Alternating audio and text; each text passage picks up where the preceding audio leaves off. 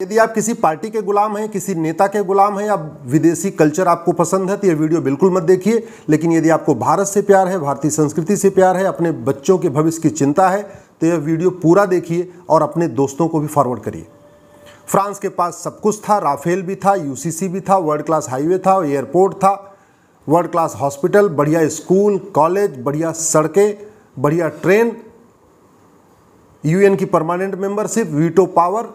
कुछ काम नहीं आया। फ्रांस 15 दिन से जल रहा है और ना अमेरिका बचाने आया, ना रूस बचाने आया, ना चीन बचाने आया, ना भारत बचाने गया। कोई किसी को बचाने नहीं आया और राफेल भी काम नहीं आया, यूसीसी भी काम नहीं आया। इसलिए अगर आपको भारत के भविष्य की चिंता है तो तत्काल 5 कानूनों की मांग करिए। सबसे पहला, 1860 के इंडियन पिनल कोड को रद्दी की टोकरी में फेंकने की मांग करिए। 1860 का इंडियन पिनल कोड खत्म किया जाए। ये महाघटिया कानून है। इसकी वजह से न भ्रष्टाचार कम हो रहा है, न अपराध कम हो रहा है। हमें क्या करना होगा, ये अमेरिका का फेडरल पिनल कोड है, इसी की तर्ज पे एक one nation one penal code बनाना पड़ेगा।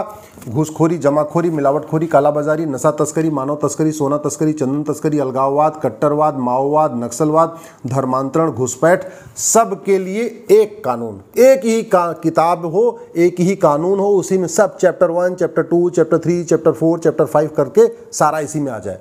जिससे कि जब ये किताब थाने में रखी जाए तो जो कांस्टेबल हो, थानेदार हो, उसको सब पता हो कि कौन सा अपराध है, कौन सी धारा है। अभी 50 कानून चल रहे हैं, न हवलदार को पता, न थानेदार को पता, न कप्तान को पता, न एसडीएम को पता, और कई बार तो वकील को भी नहीं पता होता, जज को भी नहीं पता होता। तो पहला काम, one nation one penal code. इसमें जो एक चैप्टर धर्मांतरण हो, एक चैप्टर घुसपैठ हो, उसमें धर्मांतरण और घुसपैठ को राष्ट्र की सुरक्षा के लिए खतरा घोषित कर दिया जाए और एनएसए लगाया जाए। राष्ट्र की एकता अखंडता के लिए खतरा घोषित कर दिया जाए और यूएपीए लगाया जाए। धर्मांतरण और घुसपैठ को ऑर्गेनाइज्ड क्राइम घोषित कर दिया जाए। गैंगस्टर एक्ट लगाया जाए। 100% प्रॉपर्टी जब्त किया जाए। 10 से 20 साल की सजा दिया जाए। मैं गारंटी के साथ कहता हूं, धर्मांतरण भी रुक जाएगा और घुसपैठी अपने आप भाग जाएंगे। एनआरसी की जरूरत ही नहीं पड़ेगी। घुसपैठिए इसलिए रुके हुए हैं, उनकी आवभगत हो रही है, उनको मुफ्त में राशन, मुफ्त में मकान, मुफ्त में दुकान मिल रहा है, वजीफा मिल रहा है, इसलिए रुके हुए हैं। जैसे ही 100% प्रॉपर्टी जब्त करने और 10 से 20 साल की सजा देने का कानून बनेगा, 80% घुसपैठिए खुद ही भाग जाएंगे। जो बचे हुए 20% है, पुलिस उनको आराम से ढूंढ लेगी। दूसरा, 1861 का पुलिस एक्ट खत्म किया जाए। नया एक one nation one police code बनाया जाए।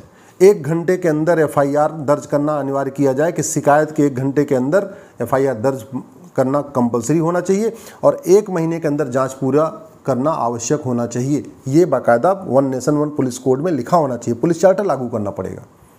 आज की डेट में यूपी की पुलिस अलग तरीके से काम कर रही है, केरल की अलग, बंगाल की अलग, बिहार की अलग, झारखंड की अलग। जैसा जहाँ पे जिस पार्टी की सरकार है उसी के अकॉर्डिंग पुलिस काम करती है। हमें ऐसा कानून नहीं चाहिए। आज जो पुलिस एक्ट है 1861 का, इसके कारण पुलिस सत्ता की गुलाम बनी हुई है। अच्छा शासक है तो अच्छी तरीके काम कर रही है, घटिया शासक है तो केवल वसूली करती है। ये वसूली बंद हो, इसका एक ही तरीका है, एक नया one nation one police code. तीसरा, 1872 का एविडेंस एक्ट खत्म करना पड़ेगा। जो एग्जिस्टिंग जुडिशल सिस्टम है इसको खत्म करना पड़ेगा। एक नया one nation one judicial code बनाना पड़ेगा। आज की डेट में आपने देखा ही, याकूब मेनन के लिए रात में सुप्रीम कोर्ट खुलती है, तीसरा सीतलवाड़ के लिए रात में सुप्रीम कोर्ट खुलती है। मैं कह रहा हूं कि बुरा नहीं है, खुलना चाहिए सुप्रीम कोर्ट को, लेकिन ये केवल तीसरा सीतलवाड़ के लिए और याकूब मेनन के लिए क्यों? आम जनता के लिए क्यों नहीं? किसान के लिए क्यों नहीं? मजदूर के लिए क्यों नहीं? मिडिल क्लास के लिए क्यों नहीं? बिजनेस व्यापारी करने के लिए क्यों नहीं? ईमानदारी से काम करने वालों के लिए क्यों नहीं? केवल माफियाओं के लिए रात में खुल रही है, आतंकवादियों के लिए खुल रही है, देश विरोधियों के लिए खुल रही है। ये तभी बंद हो सकता है जब one nation one judicial charter लागू हो। जब तक एग्जिस्टिंग जुडिशल सिस्टम रहेगा, जो ब्रिटिश जुडिशल सिस्टम है, तब तक जज अपनी मनमानी करते रहेंगे। उनकी मनमानी पे तभी रोक लगेगी जब एक जुडिशल चार्टर लागू होगा, one nation one judicial code लागू होगा। चौथा जो सबसे इंपॉर्टेंट है कि भारत में आज भी देश विरोधी बातें स्कूलों में सिखाई जा रही हैं, नफरत सिखाई जा रही हैं। ऐसी किताब चल रही है जो एकदम संविधान के प्रियम्बल के खिलाफ है। संविधान के प्रियम्बल में 6 शब्द हैं, equality, justice, liberty, fraternity, unity.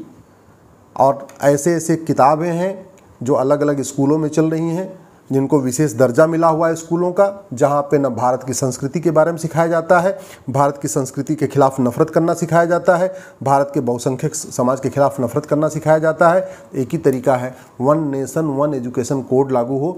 एक देश एक शिक्षा बोर्ड, एक देश एक syllabus, one nation one syllabus, one nation one education board. और 10वीं तक यानी 16 साल तक पूरे देश में समान शिक्षा लागू हो। जैसे केंद्रीय विद्यालय में पूरे देश में एक जैसी किताब होती है, वैसे ही one nation one education board हो। बंगाल वाले बंगाली में पढ़ें, गुजरात वाले गुजराती में पढ़ें, महाराष्ट्र वाला मराठी में पढ़ें। सिलेबस कंटेंट एक होना चाहिए, न मदरसा न मिशनरी स्कूल, केवल और केवल भारतीय स्कूल, भारतीय शिक्षा बोर्ड। कोई न मदरसा बोर्ड, न मिशनरी बोर्ड, न सीबीएसई बोर्ड, न आईसीएसई बोर्ड, कोई बोर्ड नहीं, एक भारतीय शिक्षा बोर्ड, 10वीं तक सबके लिए समान सिलेबस। और जो सबसे इंपॉर्टेंट है, सबसे इंपॉर्टेंट पांचवा, जो हमने कहा ना, one nation one police code, one nation one penal code, one nation one judicial code, one nation one education code, और पांचवा most important, one nation one tax code. सारी समस्याओं का जो मूल कारण है भ्रष्टाचार है। घुसपैठिए घूस दे के आते हैं, धर्मांतरण की फंडिंग काले धन हवाला से होती है। तो अगर भ्रष्टाचार खत्म हो जाए तो देश विरोधी 50% चीज़ें अपने आप ही खत्म हो जाएंगी।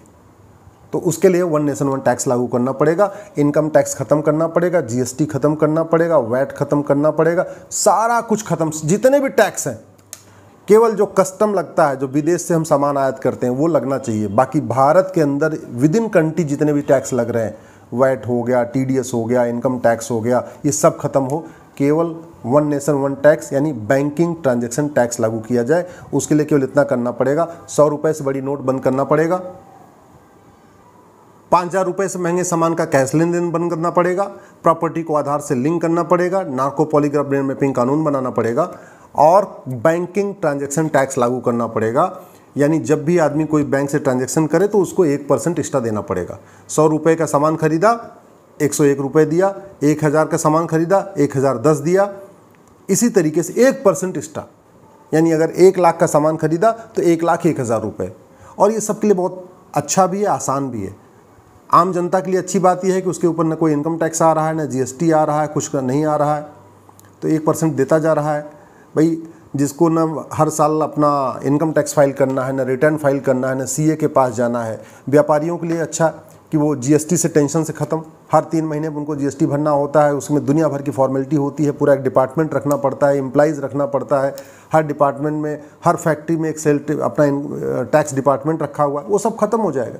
जब जब व्यापारी बिजनेसमैन कहीं किसी को पैसा देगा, एक बैंक थ्रू जो है बैंक देगा, या through ATM, Paytm, Bhim, UPI, debit card देगा, 1% एक्स्ट्रा देता जाएगा। सरकार के पास ज़्यादा इनकम होगी और आम जनता को बहुत लाभ होगा। और जब सबसे बड़ी बात, ये भ्रष्टाचार खत्म हो जाएगा। कुछ लोग सोच रहे होंगे कि ये बैंकिंग ट्रांजैक्शन टैक्स गरीब आदिवासी कैसे करेगा। 48 करोड़ जनधन खाता खुला हुआ है, जनधन खाता केवल गरीबों का होता है।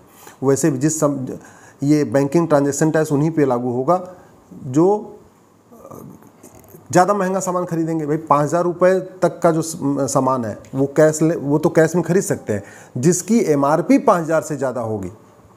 जैसे अगर रेल टिकट खरीदा 5000 से महंगा, एयर टिकट खरीदा 5000 से महंगा, कोई ऐसा सामान खरीदा जिसकी एमआरपी 5000 से है, अगर 4000 रुपये का शर्ट है तो कैश में खरीद सकते हैं। अगर 5000 रुपये से महंगा शर्ट है तो उसको आपको ऑनलाइन देना है।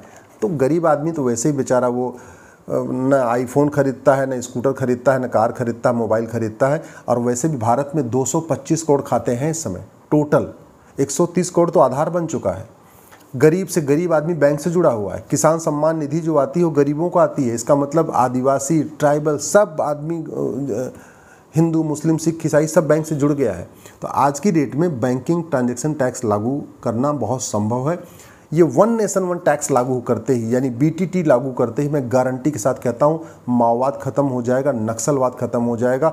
बीटीटी लागू करते ही जो मणिपुर जल रहा है, ये पूर्वोत्तर का अलगाववाद खत्म हो जाएगा। बीटीटी लागू करते ही जो कश्मीर में अलगाववादियों की फंडिंग हो रही पूरी खत्म हो जाएगी। बीटीटी लागू करते ही जो मिशनरियों को बहुत बड़ी मात्रा में फंडिंग होती है काला धन और हवाला एफसीआरए के जरिए, उस पर रोक लग जाएगा।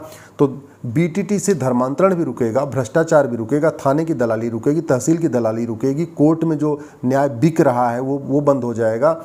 जो घूस लेके जज किसी को जमानत देते हैं वो सारा सिस्टम खत्म हो जाएगा। क्योंकि पैसा लेंगे तो खर्च ही नहीं कर पाएंगे, जब खर्च नहीं कर पाएंगे तो पैसा लेंगे क्यों।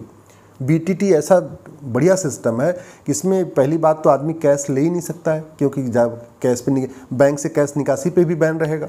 ज़्यादा कैश आप बैंक से निकाल ही नहीं सकते। हर महीने की एक लिमिट होगी, हर महीने बैंक से आप इतना मैक्सिमम पैसा ले सकते हैं। तो ऐसे में 5 कानून सरकार लागू कर दे, 1 nation 1 penal code, 1 nation 1 police code, 1 nation 1 judicial code, 1 nation 1 education code और 1 नेशन 1 टैक्स कोड, ये 5 कानून अगर तत्काल लागू कर दिया गया तो आने वाले टाइम में भारत में फ्रांस जैसी हालत नहीं होगी। नहीं तो याद रखिए, आने वाले 10 साल के बाद वैसे ही भारत जलेगा जैसे फ्रांस जल रहा है। अगर आपको मेरी बात ठीक लग रही हो, इस वीडियो को अधिक से अधिक शेयर करिएगा। अपने अपने क्षेत्र में ऐसे मामलों पे व्याख्यान आयोजित करिए, सेमिनार करिए। अगर मुझे समय मिला तो मैं भी आऊँगा।